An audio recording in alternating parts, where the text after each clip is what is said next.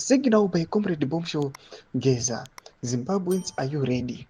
Panguva ino yatakaona kuti Bombshow Geza the signal yake yakanga akapromisa vanhu now ichifulfiliwa, yatikaona kuti aiwa yakakonzeresa kuti aiwa paivheketiwe vanhu vakawandisa, vamwe vakasungwa vakaita vasana muhlanga. And now people they are sure kuti Bombshow Geza is going to lead our protest are ahead at the end of this month. Sana bina mashoko kudanyura panapa uri wa subscribe wa like wa on the bell icon. Dipina panapa BBC kudanyura chiti. Breaking news. Estate agents are high in Zimbabwe.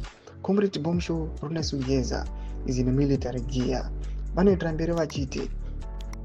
Blessed Geza has bounced back to speak in a military regalia from his official X account that he will be using for official communication.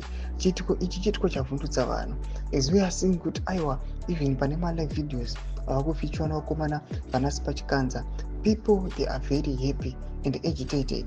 Panguva inoi vachiva vachiti aiwa thank you tanga takakumirira, I am so happy to see you comrade. Panguva ino yatiri kuona kuti Bombshow Geza achiuya pa this critical point. Panapa kunyange kuiri kunzi hapana kana zvaataura, but the environment yakanga ari nezvanga akapfeka is just signaling a war. Zvinonyatsoratidza kuti these guys they are now ready for anything.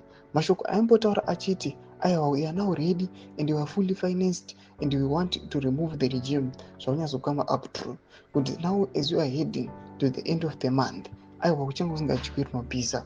Mashoko atiri kuona panguva ine Bombshow Geza mumaadresi ake anotaura zvakawandisa kwazvo, but people now they are focused aiwa on the 31st of March pauri kuona kuti pachanga pane a showdown iri kuda kuonekwa kunzi aiwa vamwe vanhu vanokwanisa kurova pasi.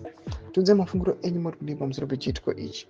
Mabvira comment section yedu mutidze mafunguro enyu, musana subscribe or like, ponje notomba bell icon.